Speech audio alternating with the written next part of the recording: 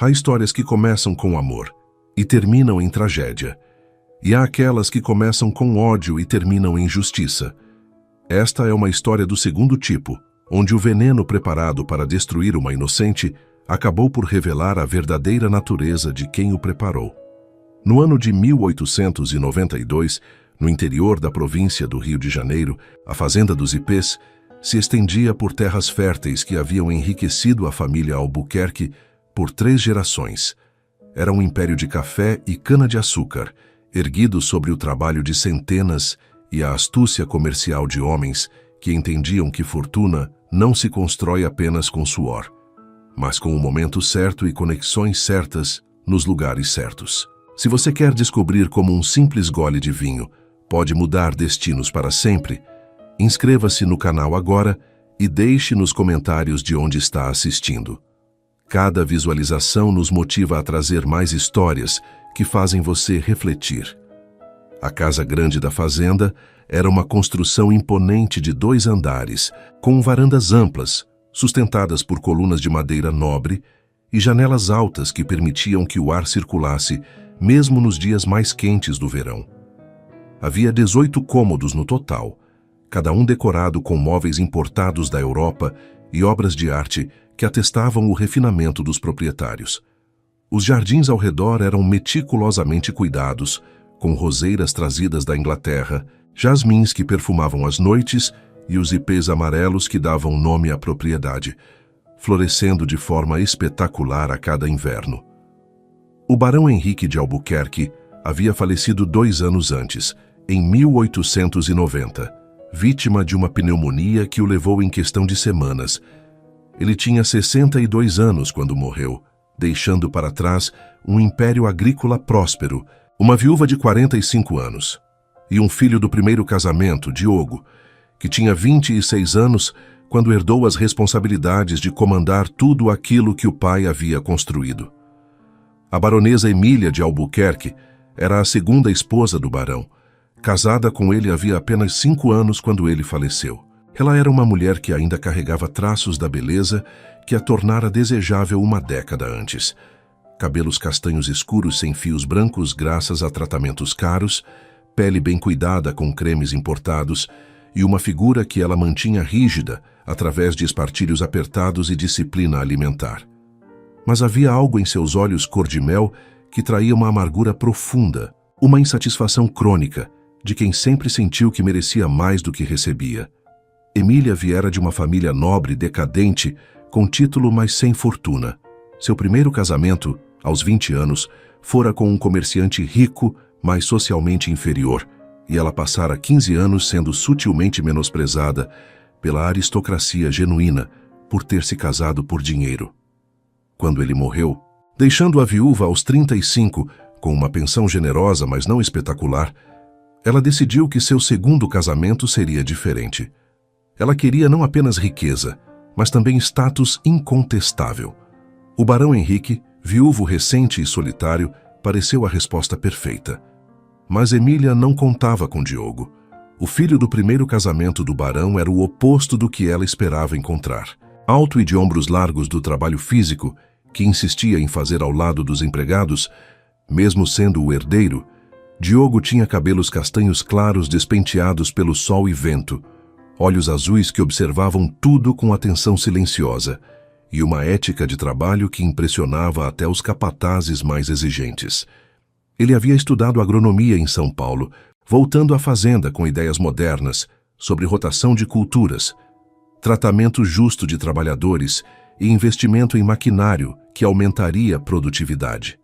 Mais importante, Diogo era incorruptível. Emília tentara, nos primeiros meses após se casar com seu pai, cultivar uma relação cordial com o enteado, imaginando que poderia manipulá-lo sutilmente para garantir sua própria segurança financeira, caso algo acontecesse com Henrique. Mas Diogo a via exatamente pelo que era, e mantinha uma cortesia fria que nunca se aquecia em afeto genuíno. Quando Henrique morreu e o testamento foi lido, Emília descobriu com horror que, embora tivesse direito a continuar vivendo na casa grande e recebendo uma pensão generosa, ela não tinha controle sobre nenhuma decisão relacionada à fazenda. Tudo estava nas mãos de Diogo. Durante os primeiros meses após a morte de Henrique, uma guerra fria se estabeleceu. Emília tentava inserir-se nas decisões administrativas, aparecendo em reuniões com capatazes, dando opiniões sobre contratações e despesas. Diogo a ouvia com paciência forçada, depois simplesmente seguia com seus próprios planos. A tensão crescia em cada refeição compartilhada, em cada encontro nos corredores da Casa Grande, em cada momento em que os dois eram forçados a manter aparências de família harmoniosa. Foi quando Adriana chegou que tudo começou a se deteriorar verdadeiramente. Adriana Mendes tinha 23 anos e viera de uma família de pequenos proprietários rurais que haviam perdido tudo em uma série de colheitas ruins e dívidas acumuladas. Ela era órfã havia 3 anos, desde que seus pais faleceram com poucos meses de diferença um do outro, e havia sobrevivido trabalhando como professora em escolas modestas, sempre lutando para manter a dignidade apesar das circunstâncias reduzidas. Quando Diogo anunciou que estava contratando uma governanta para organizar a Casa Grande e supervisionar os empregados domésticos, Emília assumiu que seria alguém de meia idade, alguém que ela poderia controlar ou pelo menos ignorar. Adriana era nada disso. Ela chegou em uma manhã de março de 1891, descendo de uma carruagem simples com apenas 2 malas contendo tudo o que possuía no mundo. Ela tinha altura média, cabelos castanhos lisos, sempre presos em um coque prático, olhos cinzentos que observavam tudo com inteligência aguçada e uma postura que misturava humildade com dignidade, de uma forma que irritava Emília profundamente. Não era bonita no sentido convencional, mas havia algo em seu rosto que prendia a atenção. Uma expressão de determinação tranquila, como se ela tivesse enfrentado dificuldades suficientes para não se intimidar facilmente. Diogo a recebeu pessoalmente, apresentando-a aos empregados e mostrando-lhe os cômodos que seriam sua responsabilidade.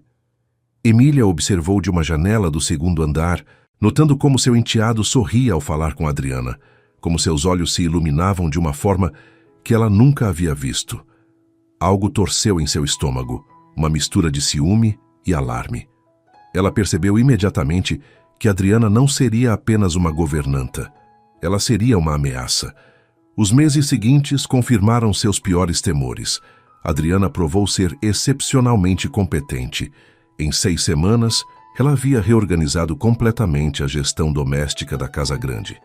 Estabeleceu horários fixos para a limpeza de cada cômodo, criou um sistema de rodízio para os empregados que garantia que ninguém ficasse sobrecarregado, renegociou contratos com fornecedores locais, conseguindo melhores preços sem sacrificar qualidade. Mas mais do que isso, ela começou a se envolver em aspectos da administração da fazenda, que tecnicamente iam além de suas responsabilidades como governanta. Diogo começou a consultá-la sobre decisões. Quando enfrentava um dilema sobre plantar mais café ou diversificar para outras culturas, ele discutia as opções com Adriana durante jantares. Quando considerava investir em um moinho novo, ele pedia a opinião dela sobre o custo versus benefício. E Adriana, com a educação que recebera antes da ruína de sua família e uma inteligência natural aguçada pela necessidade, oferecia insights valiosos que frequentemente provavam estar corretos. Emília via sua influência evaporando como orvalho sob o sol da manhã. Os empregados, que antes vinham até ela com questões e pedidos, agora iam direto para Adriana. Diogo, que antes pelo menos fingia considerar suas opiniões, agora mal disfarçava seu desinteresse quando ela falava. Pior, ela via a forma como ele olhava para Adriana quando pensava que ninguém estava observando. Aquele brilho nos olhos que indicava que sentimentos, além de respeito profissional, estavam se desenvolvendo. A situação tornou-se insuportável para Emília quando, durante um jantar com convidados importantes, Diogo apresentou Adriana não como a governanta, mas como minha conselheira de confiança, sentando-a à mesa principal em vez de com os empregados. Os convidados, embora surpresos, aceitaram a situação com educação, especialmente depois que Adriana demonstrou conhecimento impressionante sobre economia agrícola e política comercial. Mas Emília passou a noite toda fervendo de raiva contida, forçando sorrisos, enquanto por dentro Planejava formas de remover aquela intrusa de sua vida. Ela tentou primeiro o caminho direto. Chamou Adriana para uma conversa privada em seu quarto e, usando seu tom mais condescendente, sugeriu que talvez a jovem estivesse se esquecendo de seu lugar, que uma governanta deveria manter distância apropriada do patrão. Adriana ouviu tudo em silêncio, depois respondeu com voz calma, mas firme. Baronesa, minhas responsabilidades são definidas pelo senhor Diogo, que é o proprietário desta fazenda. Se ele está insatisfeito com meu trabalho ou comportamento, ele certamente me informará diretamente. A resposta, embora perfeitamente respeitosa na superfície, carregava uma mensagem clara.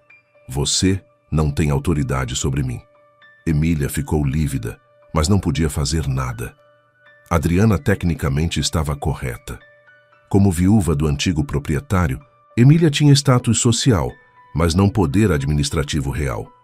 Ela tentou então sabotar Adriana de formas mais sutis. Espalhava rumores entre os empregados de que a governanta tinha ambições de se casar com Diogo por dinheiro, que ela era uma oportunista sem escrúpulos. Mas os empregados que trabalhavam com Adriana diariamente e viam sua dedicação genuína e tratamento justo não acreditavam. Pelo contrário, muitos defendiam Adriana abertamente, criando uma divisão na casa entre aqueles leais à baronesa e aqueles que respeitavam a governanta. Foi Matilde, prima distante de Emília, que vivia na capital e era sua confidente mais próxima, quem plantou a semente fatal durante uma visita no verão de 1892. As duas mulheres conversavam na varanda uma tarde quente, tomando limonada enquanto observavam Diogo e Adriana caminhando pelos jardins, claramente absortos em alguma discussão sobre a fazenda. Matilde, uma mulher de 50 anos com reputação duvidosa na sociedade carioca, disse casualmente: "Você sabe, prima, há formas de resolver problemas persistentes que não envolvem confronto direto." Emília virou-se para ela, interessada. "O que você quer dizer?" Matilde tomou um gole de limonada antes de responder. "Às vezes problemas simplesmente desaparecem. Às vezes pessoas ficam doentes, tragicamente doentes, e não há nada que médicos possam fazer. É a vontade de Deus, dizem as pessoas, e a vida segue." A sugestão era clara, embora nunca explicitada. Emília sentiu um arrepio, metade horror e metade excitação sombria. Ela nunca considerara algo tão extremo antes, mas quanto mais pensava sobre isso nos dias seguintes, mais a ideia se enraizava em sua mente. Se Adriana simplesmente não existisse mais, todos os seus problemas seriam resolvidos. Diogo eventualmente superaria qualquer afeição que sentisse pela governanta. Encontraria uma esposa apropriada de sua própria classe, e Emília recuperaria sua posição de influência na casa. Durante as semanas seguintes, Emília escreveu várias cartas para Matilde, usando linguagem codificada, mas clara o suficiente para quem soubesse ler nas entrelinhas. Matilde respondeu com informações práticas. Certas plantas que cresciam em jardins comuns tinham propriedades perigosas quando preparadas corretamente. Belladonna, por exemplo, tinha flores discretamente arroxeadas, mas suas bagas continham alcaloides que causavam primeiro náusea, depois convulsões, depois morte. E o melhor, os sintomas podiam ser confundidos com várias doenças naturais se a dosagem fosse cuidadosa. Emília começou a cultivar belladonna em um canto remoto do jardim, dizendo aos jardineiros que eram para tratamento de suas enxaquecas, o que era parcialmente verdade, pois pequenas doses tinham usos medicinais legítimos. Ela estudou as cartas de Matilde como se fossem textos sagrados, aprendendo como extrair o veneno, como dosá-lo para que fosse letal, mas não óbvio demais. O plano tomou forma em sua mente com clareza crescente. Ela organizaria um jantar, apenas ela, Diogo e Adriana. Algo íntimo sob o pretexto de tentar melhorar as relações na casa. Serviria vinho, uma garrafa especial da adega que Henrique havia guardado para ocasiões importantes. Mas uma das taças teria um ingrediente extra, imperceptível no líquido escuro, letal algumas horas após ser consumido. Lourdes era a criada que Emília escolheu para ajudar com os preparativos do jantar. Ela tinha 18 anos, filha de trabalhadores da fazenda, e havia sido promovida a trabalhar na casa grande havia apenas 6 meses. Lourdes era eficiente, mas nervosa, sempre ansiosa para agradar, sempre com medo de cometer erros que pudessem resultar em demissão. Era exatamente o tipo de pessoa que Emília podia manipular. 2 dias antes do jantar planejado, Emília chamou Lourdes para uma conversa privada. Ela explicou que estava organizando um jantar especial, que tudo precisava ser perfeito, que a criada seria recompensada generosamente se executasse as tarefas exatamente como instruída. Lourdes, lisonjeada pela atenção e pela promessa de dinheiro extra, concordou entusiasticamente. Na manhã do jantar, Emília estava em seu quarto preparando cuidadosamente 2 taças de cristal. Uma ela limpou normalmente, deixando-a brilhando sob a luz. A outra ela preparou com atenção especial, colocando no fundo uma quantidade minúscula de extrato de beladona que havia preparado durante a semana. Seria diluído pelo vinho, imperceptível ao gosto para alguém que não soubesse o que procurar. Ela marcou a taça envenenada discretamente, com uma pequena lasca na base que ela poderia identificar ao toque. Mas Emília cometeu um erro fatal. Ela subestimou a capacidade de observação de alguém que ela considerava apenas uma criada simples. Lourdes havia notado o comportamento estranho da baronesa nas últimas semanas. As visitas secretas ao jardim, as cartas trocadas com Matilde que Emília queimava após ler, os olhares de ódio dirigidos a Adriana quando a baronesa pensava que ninguém estava observando. E Lourdes, apesar de sua juventude e nervosismo, não era tola. Ela tinha uma lealdade profunda a Adriana, que a havia defendido quando outra criada tentara culpá-la por uma porcelana quebrada, que sempre a tratava com respeito e paciência. Então, quando Emília instruiu Lourdes sobre como arrumar a mesa para o jantar, especificando exatamente onde cada taça deveria ser colocada, a jovem criada percebeu que algo estava errado. Por que uma taça específica precisava estar em um lugar específico? Por que a baronesa estava tão insistente em detalhes que normalmente não importariam? Lourdes não sabia exatamente o que Emília estava planejando, mas seus instintos gritavam perigo. Ela decidiu, em um momento de coragem que a surpreendeu, fazer algo sobre isso.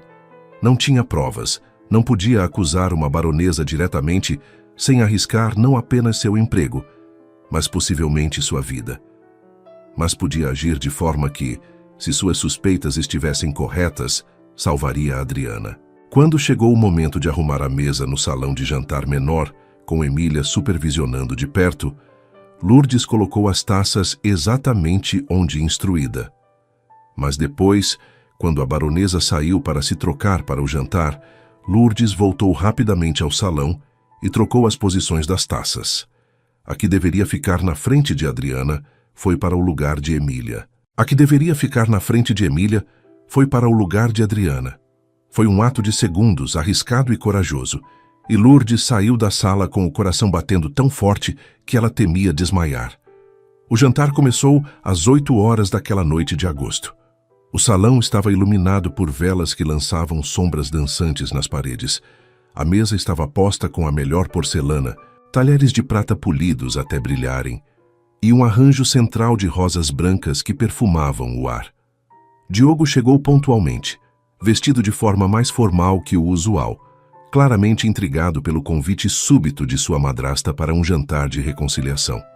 Adriana chegou momentos depois, usando um vestido simples, mas elegante de cor azul marinho, seu cabelo preso de forma impecável. Ela estava visivelmente desconfortável, sem dúvida questionando os motivos de Emília para aquele jantar, mas sua educação não permitia que recusasse sem uma razão clara. Emília desceu as escadas como uma rainha, vestindo seu melhor vestido de seda verde escuro, joias brilhando em seu pescoço e pulsos. Ela sorria, e para quem não a conhecesse bem, o sorriso parecia genuíno, caloroso. Mas Diogo, que conhecia sua madrasta melhor do que ela imaginava, notou que o sorriso não alcançava seus olhos.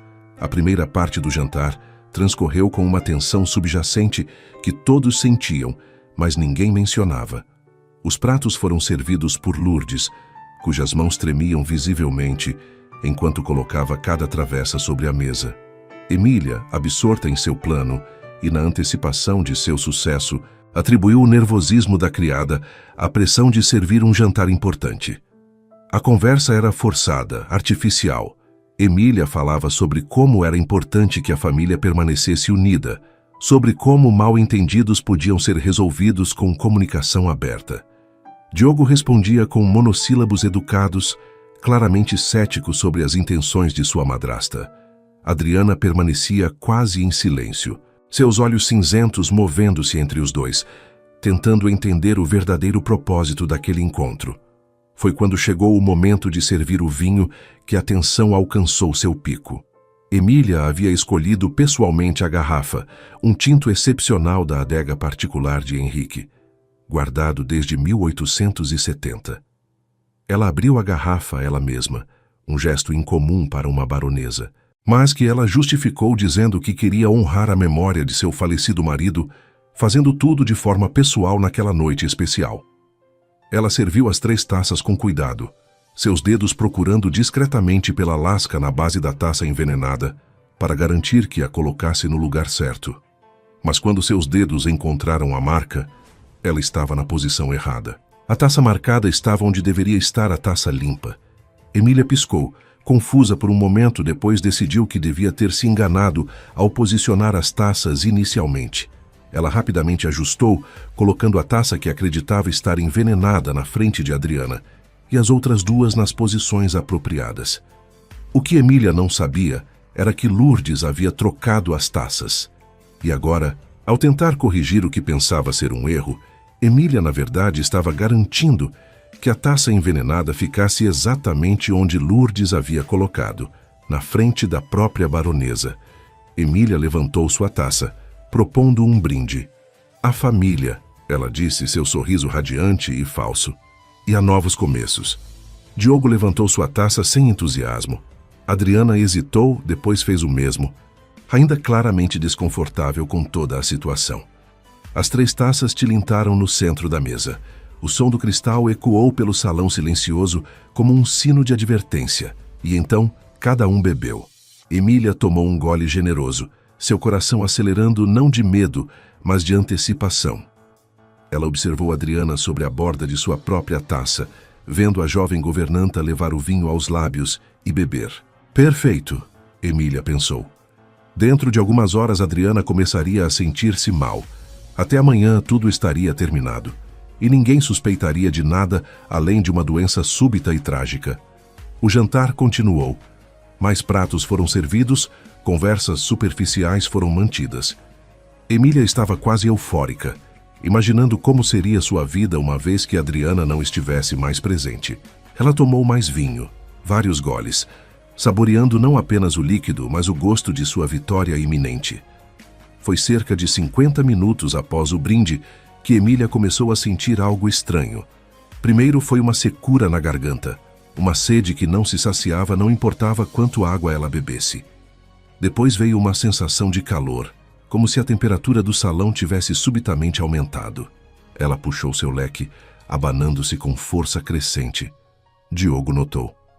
"Madrasta, você está bem? Seu rosto está muito corado." Emília acenou com a mão, tentando sorrir, mas o sorriso saiu torto, estranho. Apenas calor. Este vestido é muito pesado para o verão. Mas por dentro, um alarme começava a soar. Algo estava errado. Muito errado. Adriana também havia notado a mudança na baronesa. A pele de Emília estava ficando visivelmente avermelhada, quase como se estivesse queimando de dentro para fora. Suas pupilas estavam dilatadas, 2 buracos negros que haviam engolido quase toda a cor âmbar de seus olhos. E havia algo em seus movimentos que estava se tornando descoordenado, suas mãos tremendo quando tentava pegar o copo de água. Os minutos passavam, e o estado de Emília deteriorava-se rapidamente. A secura em sua garganta tornou-se quase dolorosa, como se tivesse engolido areia. Seu coração batia tão rápido que ela podia ouvi-lo martelando em seus ouvidos.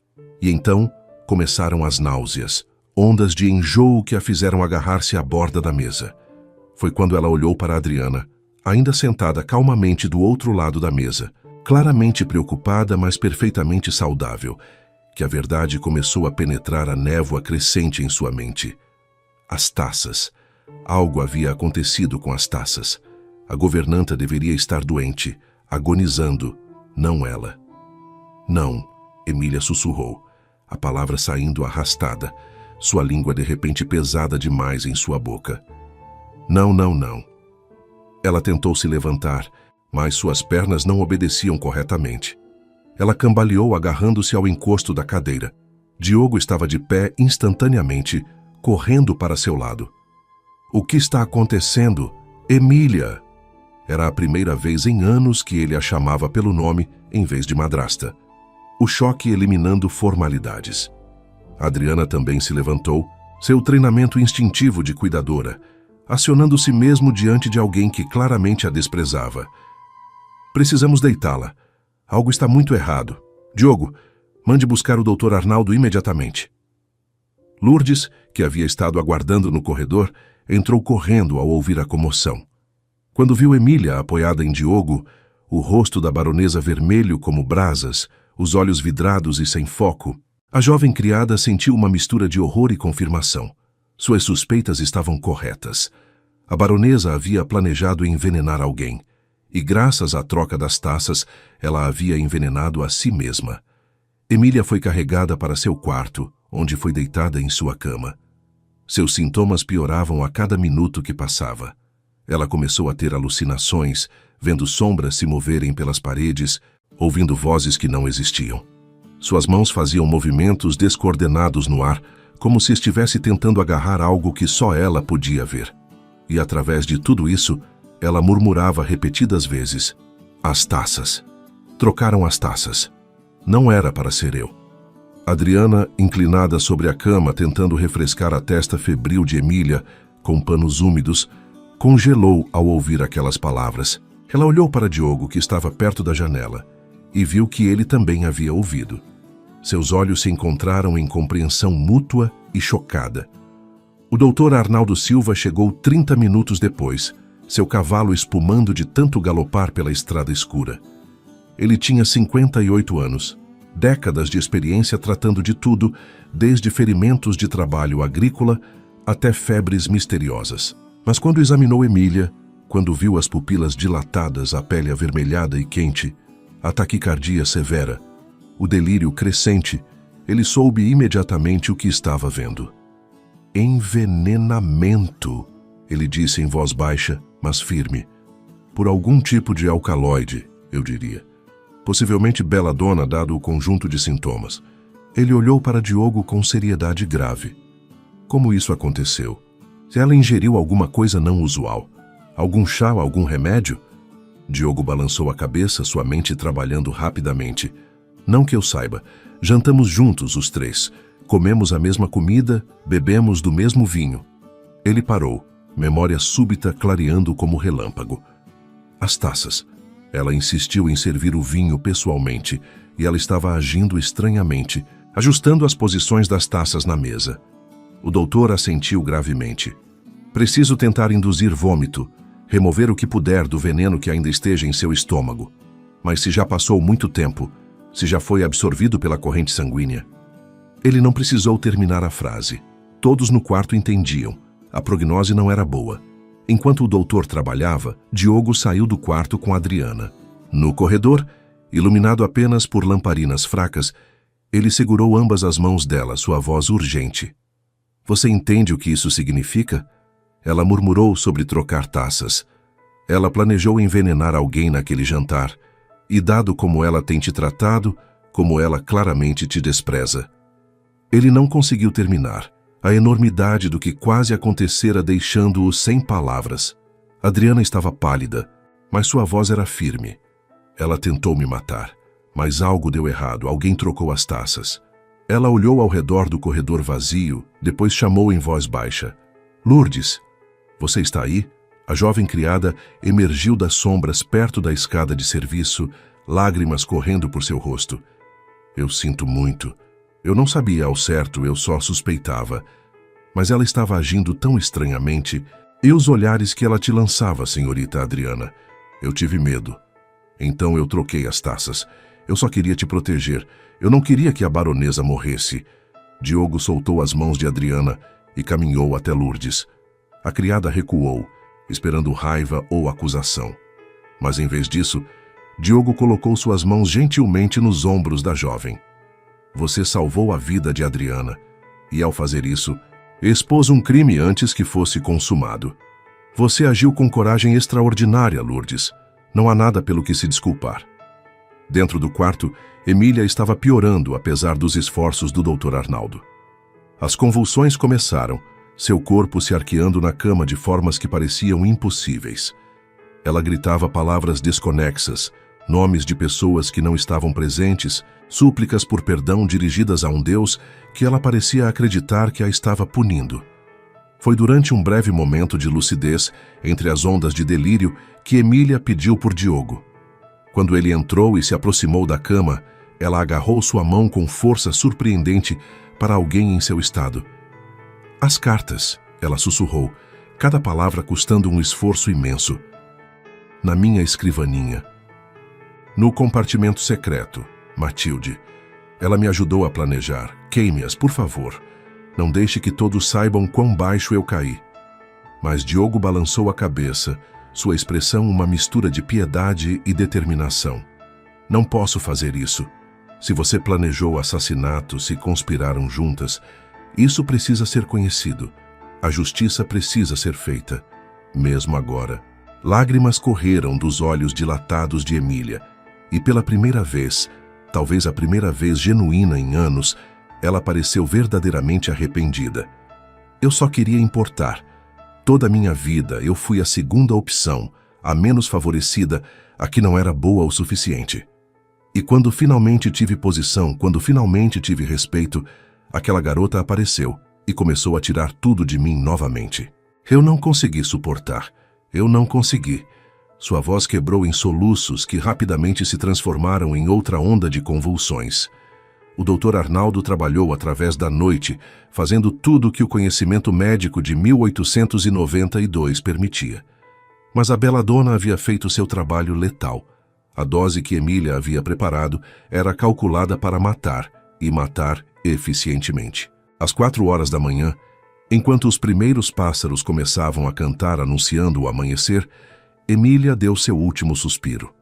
Seu corpo finalmente relaxou após horas de tormento, sua face se acalmando em uma expressão que quase parecia pacífica. Diogo estava presente quando ela morreu.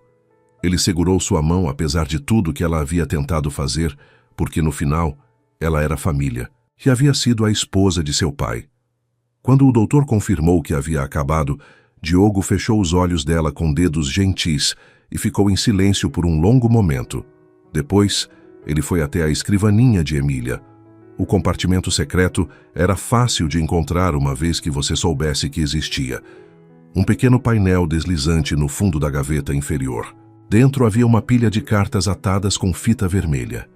Cartas de Matilde, detalhando onde conseguir veneno, como prepará-lo, como evitar suspeitas, e cartas de Emília em resposta, cartas que ela havia copiado antes de enviar, detalhando seus planos passo a passo.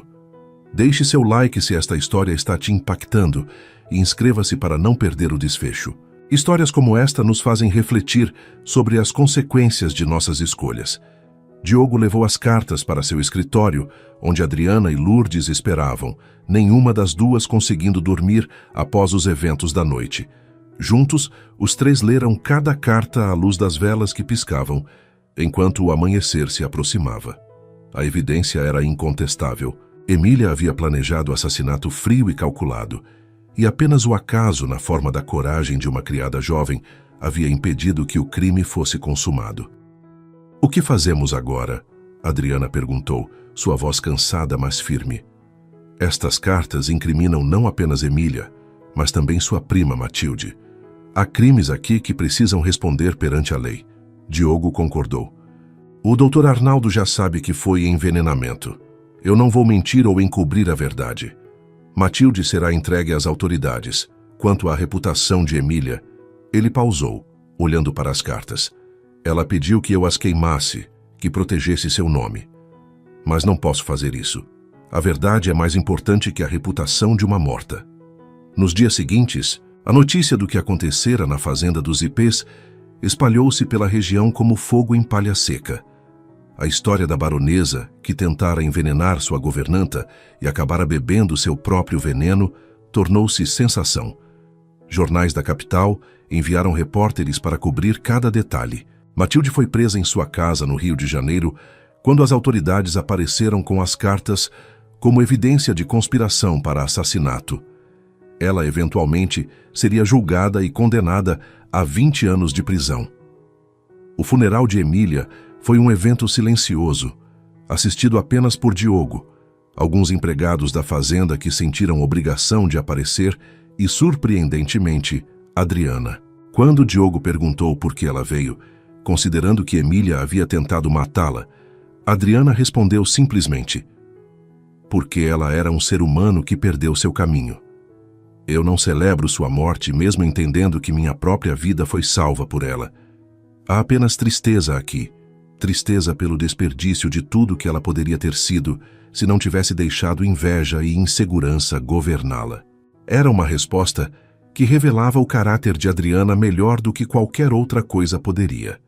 E foi naquele momento, observando-a ao lado do túmulo de uma mulher que tentara destruí-la, que Diogo percebeu o quanto ela se tornara essencial não apenas para a administração de sua fazenda, mas para sua própria vida.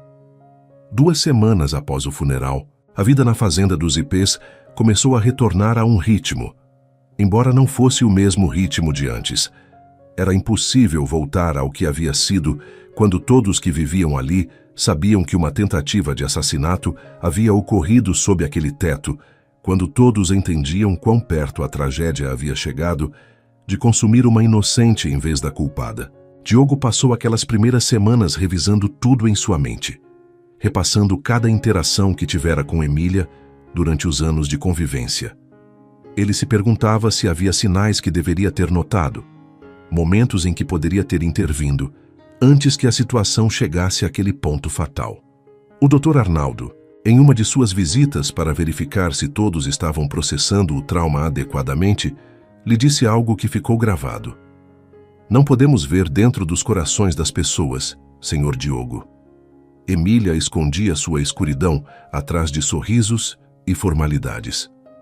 Você não falhou em proteger ninguém. Ela falhou em ser humana. Adriana enfrentava seus próprios demônios.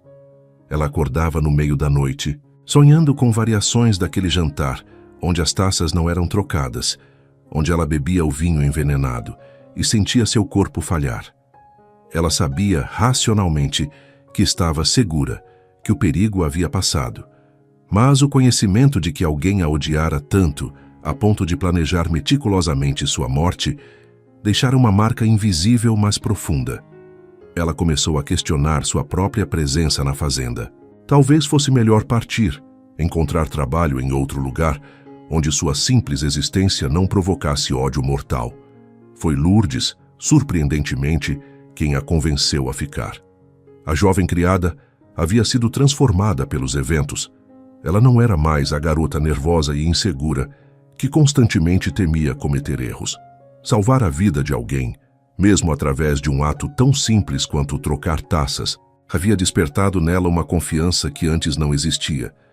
Ela encontrou Adriana uma tarde no jardim, sentada perto das roseiras, perdida em pensamentos.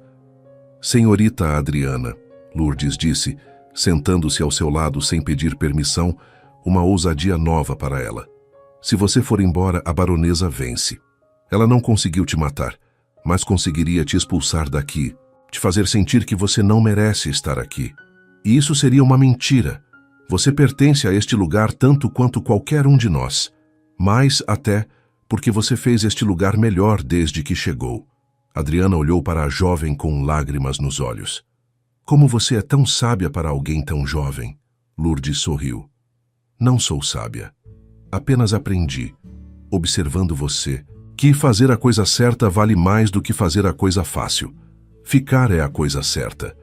Diogo também não queria que Adriana partisse, embora levasse mais tempo para expressar isso em palavras. Ele percebera durante os dias após a morte de Emília o quão vazia a casa grande parecia quando Adriana não estava presente. Como suas refeições eram insossas, sem suas conversas, como decisões sobre a fazenda pareciam mais difíceis sem sua perspectiva equilibrada. Ele estava apaixonado por ela.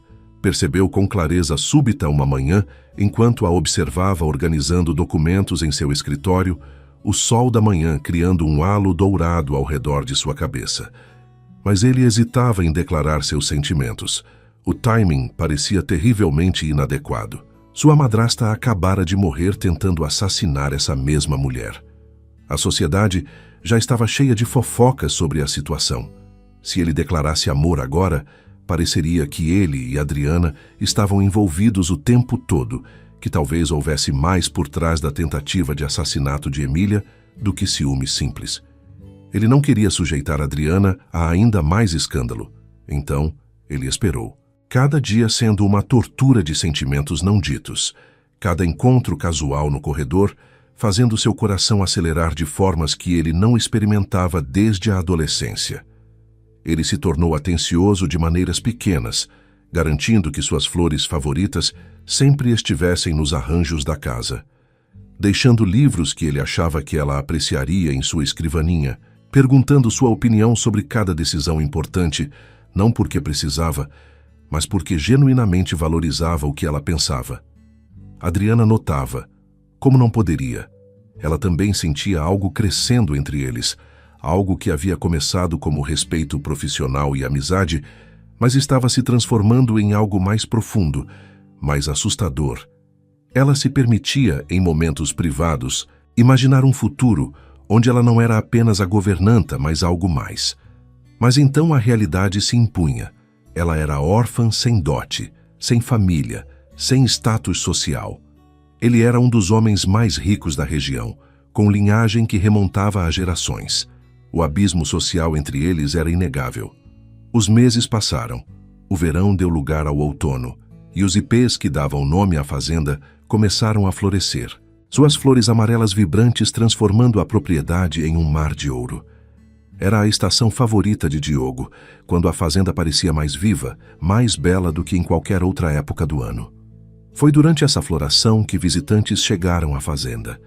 O barão de Itapetininga e sua família, velhos amigos do falecido pai de Diogo, vieram passar uma semana. Trouxeram consigo sua filha, Helena, uma jovem de 22 anos que era tudo o que a sociedade considerava uma noiva perfeita. Bonita, bem educada, de família excelente, com dote generoso. As intenções do barão eram óbvias. Diogo estava em idade de casar, e Helena seria uma escolha esplêndida. Adriana observou de sua posição apropriada como governanta, organizando os aposentos dos visitantes, supervisionando jantares elaborados, permanecendo em segundo plano como deveria. Ela via Helena e Diogo caminhando pelos jardins, via a forma como a jovem sorria para ele, como ela tocava seu braço de forma que era simultaneamente modesta e flertativa. E algo dentro de Adriana se quebrava um pouco mais a cada dia. Foi na quarta noite da visita que Diogo a encontrou sozinha na biblioteca.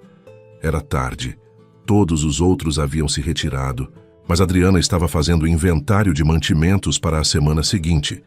Trabalho que ela poderia ter delegado, mas escolhera fazer pessoalmente para ter uma desculpa para não estar presente durante o jantar.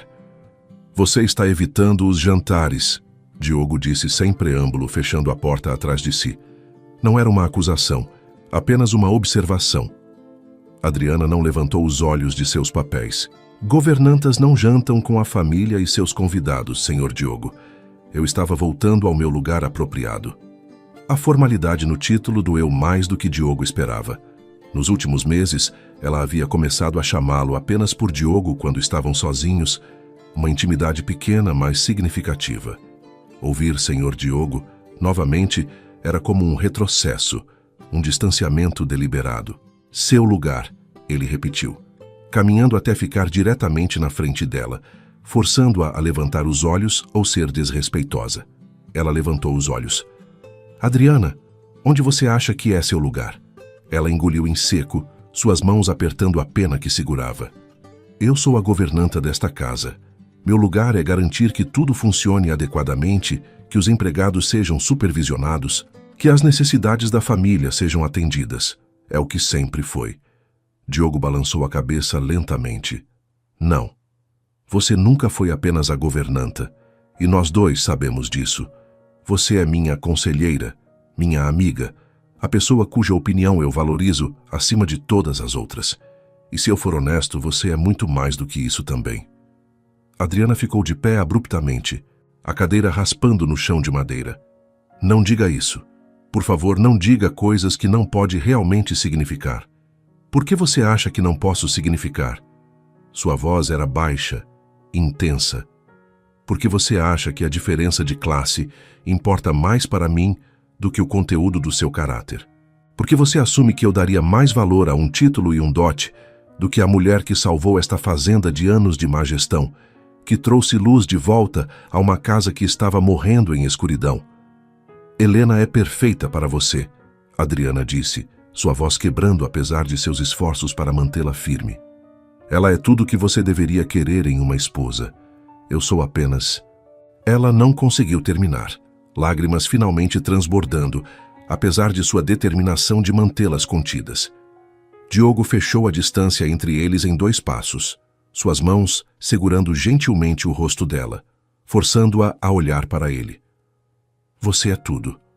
Você é coragem quando seria mais fácil ser covarde. Você é bondade quando seria justificável ser amarga. Você é inteligência sem arrogância, força sem crueldade, beleza que vem de dentro em vez de apenas aparência. Você sobreviveu à perda de tudo e não apenas continuou vivendo, mas viveu com dignidade e graça. Como você pode pensar que você é menos do que qualquer outra pessoa? Porque é o que o mundo diz, ela sussurrou. Porque eu sei o que as pessoas dirão se você escolher a governanta órfã em vez da filha de um barão. Eles dirão que eu te seduzi, que usei truques e manipulação. Eles dirão que eu sou uma oportunista sem escrúpulos, assim como Emília acreditava. E eventualmente você começará a acreditar neles também. Diogo balançou a cabeça, seus polegares limpando as lágrimas das bochechas dela. Eu não me importo com o que as pessoas dizem. Aprendi com a morte de Emília que viver tentando atender expectativas de outros, tentando manter aparências, pode destruir você. Ela gastou sua vida inteira medindo seu valor contra outros, e isso a transformou em algo monstruoso. Eu não vou cometer o mesmo erro. Eu vou viver minha verdade, e minha verdade é que eu te amo. As palavras pairaram no ar entre eles, 3 palavras simples que mudavam tudo. Adriana fechou os olhos, permitindo-se por um momento acreditar que poderia funcionar, que o amor poderia ser suficiente. Depois abriu os olhos e viu nos dele não apenas desejo ou atração temporária, mas algo profundo e permanente, algo que prometia suportar o escândalo e as fofocas e tudo mais que viria. Eu também te amo, ela finalmente admitiu, a confissão saindo em um suspiro de rendição. Tenho tentado não amar. Tenho tentado manter distância apropriada, mas não consigo mais. Eu te amo de uma forma que me assusta, porque sei o quanto tenho a perder. Ele a beijou então, um beijo que carregava meses de sentimentos reprimidos, de tensão não resolvida, de desejo negado. Quando finalmente se separaram, ambos estavam sem fôlego. E Diogo sorria de uma forma que ela nunca havia visto antes, alegria pura e não filtrada iluminando seu rosto. Case-se comigo, ele disse, não como uma pergunta, mas como uma declaração de intenção. Não porque eu preciso de uma governanta ou porque você precisa de segurança. Case-se comigo porque nós escolhemos um ao outro, porque construímos algo real através de trabalho e respeito e amizade que se transformou em amor. Deixe as pessoas falarem. Eventualmente elas encontrarão outro escândalo para focar, e nós ainda estaremos aqui, juntos. Adriana queria dizer sim imediatamente, mas a cautela que a mantivera viva durante anos difíceis a fez hesitar. E os convidados?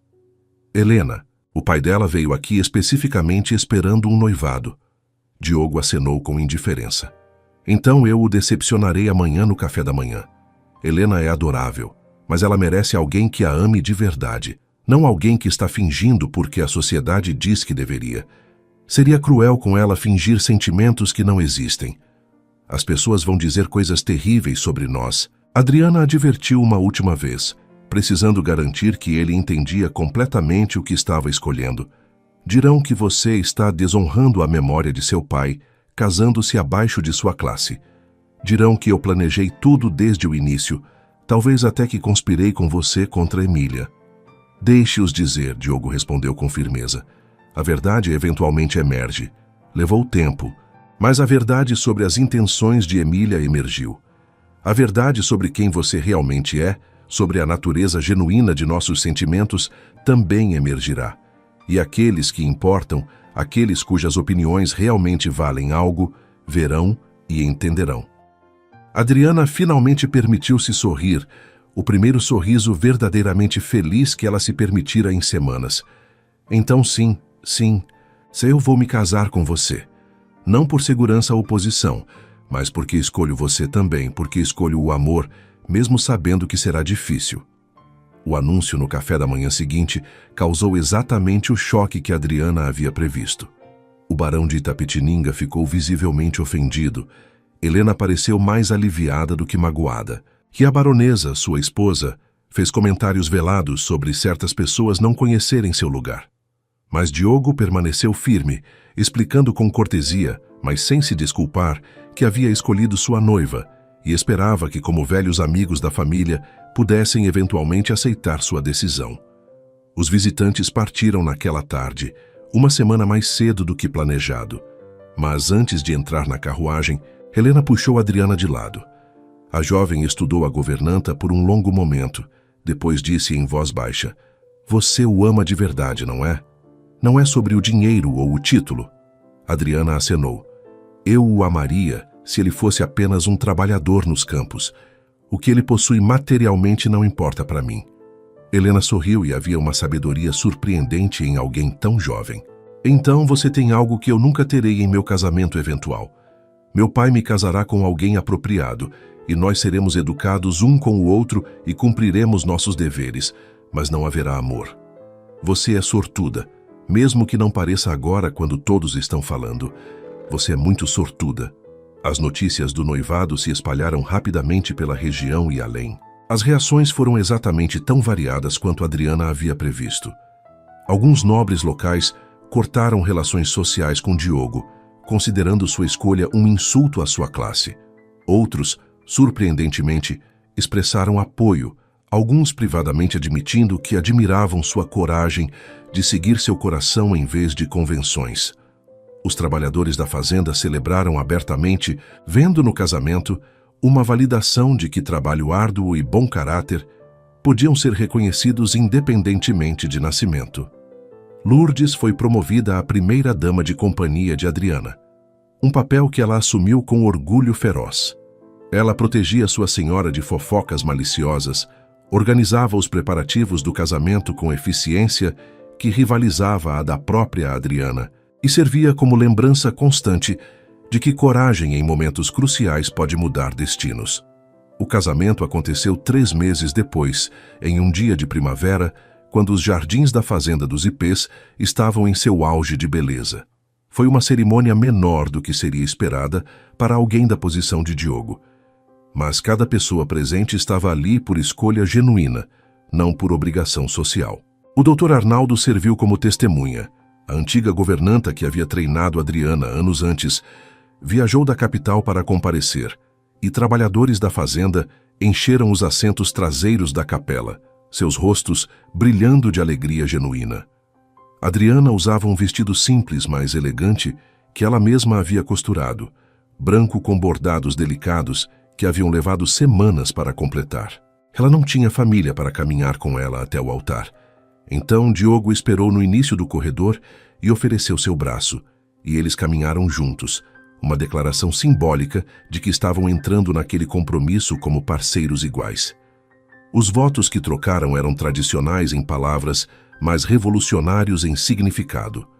Quando Adriana prometeu amar, honrar e obedecer, ela adicionou em voz baixa apenas para ele ouvir, e desafiar quando estiver errado. Quando Diogo prometeu proteger e prover, Ele adicionou: e ouvir e aprender. Eram votos que reconheciam que casamento não era sobre hierarquia, mas sobre parceria. A vida após o casamento não foi fácil. Os primeiros anos trouxeram desafios sociais que testaram ambos repetidamente. Convites para certos eventos paravam de chegar. Algumas famílias que haviam feito negócios com os Albuquerque por gerações começaram a procurar outros fornecedores. Houve momentos em que Adriana questionou se sua presença estava prejudicando Diogo mais do que ele admitia. Mas havia também triunfos. A fazenda prosperou sob a gestão conjunta deles de maneiras que superaram até os melhores anos sob o comando do pai de Diogo. Adriana implementou programas de alfabetização para os filhos dos trabalhadores, criou um sistema de participação nos lucros que incentivava a produtividade sem exploração e transformou parte das terras menos produtivas em jardins comunitários, onde os trabalhadores podiam cultivar alimentos para suas próprias famílias. Diogo, apoiado pela perspectiva equilibrada de Adriana, tornou-se um defensor vocal de reformas trabalhistas, escrevendo artigos para jornais da capital, argumentando que tratamento justo de trabalhadores não era apenas moralmente correto, mas também economicamente vantajoso. Sua reputação cresceu não apesar de seu casamento controverso, mas em parte por causa dele. Ele era visto como alguém que vivia seus princípios, que não apenas falava sobre meritocracia e valor pessoal, mas os demonstrava em suas escolhas mais íntimas. Eles tiveram 3 filhos ao longo dos anos. O primeiro, um menino que nomearam Henrique em homenagem ao pai de Diogo, nasceu 1 ano após o casamento. Depois vieram 2 meninas, Clara e Isabel, nascidas com diferença de 2 anos. As crianças cresceram entendendo que sua mãe havia sido governanta, que ela viera de circunstâncias humildes, e que isso não diminuía em nada seu valor ou o deles. Adriana garantiu que eles aprendessem não apenas com tutores caros, mas também trabalhando ao lado dos empregados da fazenda, entendendo de onde vinha a riqueza da família e quanto trabalho era necessário para sustentá-la. Lourdes permaneceu com a família por toda a vida, eventualmente casando-se com o capataz da fazenda e tendo seus próprios filhos, que cresceram brincando com os filhos de Diogo e Adriana sem consciência de diferenças de classe, que em gerações anteriores teriam sido intransponíveis. 20 anos após a morte de Emília, Diogo e Adriana estavam sentados na varanda em uma tarde de inverno, observando os ipês florescerem mais uma vez em explosão de amarelo vibrante. Seus cabelos mostravam os primeiros fios de prata, seus rostos carregavam as linhas de 2 décadas de vida compartilhada, e suas mãos ainda se procuravam automaticamente quando se sentavam lado a lado. "Você já se arrepende?" Adriana perguntou, não pela primeira vez ao longo dos anos. Era uma pergunta que ela precisava fazer ocasionalmente, uma verificação de que a escolha que ele fizera ainda valia o custo social que às vezes ainda pagavam. E como sempre, Diogo respondia da mesma forma, virando-se para olhá-la diretamente nos olhos. "Nunca, nem por um momento, você é a melhor decisão que já tomei." Dessa vez, porém, ele adicionou algo novo. "Sabe, eu costumava pensar que Emília era uma vilã pura, que não havia nada de redentor nela. Mas quanto mais velho fico, mais percebo que ela era apenas humana, terrivelmente falha, mas humana. Ela queria ser amada, queria importar, mas não sabia como conseguir isso, exceto através de controle e manipulação. É triste realmente." Adriana concordou. Ela nunca entendeu que amor e respeito não podem ser forçados ou controlados. Eles têm que ser dados livremente ou não significam nada, e ela estava tão focada no que não tinha que nunca apreciou o que tinha. Ela pausou, depois adicionou: "Mas sua morte, por mais trágica que tenha sido, ensinou-me algo importante. Ela me ensinou que segredos e veneno, literais ou figurativos, eventualmente destroem quem os carrega. A verdade pode ser dolorosa, mas é sempre melhor do que a mentira mais confortável." A história da baronesa que envenenou a si mesma tornou-se uma lenda local, contada e recontada ao redor de lareiras nas noites frias. Os detalhes mudavam com cada repetição, às vezes sendo exagerados, outras vezes suavizados. Mas o núcleo permanecia, uma mulher destruída por sua própria maldade, salva não pela intervenção divina, mas pela coragem simples de uma criada jovem que escolheu agir quando teria sido mais seguro ficar em silêncio. Para Lourdes, a experiência mudou completamente a trajetória de sua vida. Ela nunca esqueceu que um único momento de coragem, um ato tão simples quanto trocar 2 taças, havia salvado uma vida e exposto uma verdade que precisava ser conhecida. Ela ensinou essa lição aos seus próprios filhos, que posição social não determina capacidade moral. Que às vezes as pessoas mais humildes têm que tomar as decisões mais corajosas e que fazer a coisa certa vale mais do que fazer a coisa segura. A mensagem mais profunda desta história reside não na tentativa de assassinato ou na morte poética de Emília, mas na transformação que veio depois. Diogo poderia ter escolhido o caminho mais fácil, casar-se com Helena ou outra mulher de sua classe, manter convenções sociais e evitar escândalo. Mas ele escolheu Adriana, não apesar de sua origem humilde, mas reconhecendo que o que realmente importa em um parceiro de vida não é o sangue que corre em suas veias ou o tamanho do dote que trazem, mas o conteúdo de seu caráter, a força de seu espírito, a qualidade de sua mente e coração. Adriana poderia ter fugido após a tentativa de assassinato, poderia ter decidido que não valia o risco permanecer em um lugar onde era tão intensamente odiada. Mas ela ficou, não apenas por amor a Diogo, mas porque recusou-se a deixar que o ódio de outra pessoa a expulsasse de um lugar onde ela pertencia legitimamente através de seu trabalho e contribuições. Ela escolheu coragem sobre conveniência e, ao fazer isso, criou um futuro não apenas para si mesma, mas para todos que se beneficiaram de suas reformas progressistas na fazenda. E Lourdes, a mais jovem e aparentemente menos poderosa pessoa nesta história, provou que poder não vem de títulos ou riqueza, mas da disposição de agir segundo sua consciência, mesmo quando é assustador, mesmo quando há consequências potenciais terríveis. Ela não tinha certeza do que Emília estava planejando, não tinha provas concretas, mas confiou em seus instintos e agiu. Quantas vidas são salvas todos os dias por pessoas comuns que escolhem fazer a coisa certa em momentos cruciais? A ironia final da história é que Emília, em sua busca desesperada de manter controle e status, destruiu a si mesma mais completamente do que qualquer inimigo externo poderia ter feito. Se ela tivesse simplesmente aceitado que Diogo amava Adriana, que a governanta não era uma ameaça, mas potencialmente uma aliada, ela poderia ter vivido confortavelmente no palácio por décadas, respeitada como a viúva do barão. Mas seu ego não permitia essa aceitação. Sua insegurança a conduziu a ações cada vez mais desesperadas, até que finalmente cruzou uma linha da qual não havia retorno. Há uma lição aqui sobre inveja e como ela corrói de dentro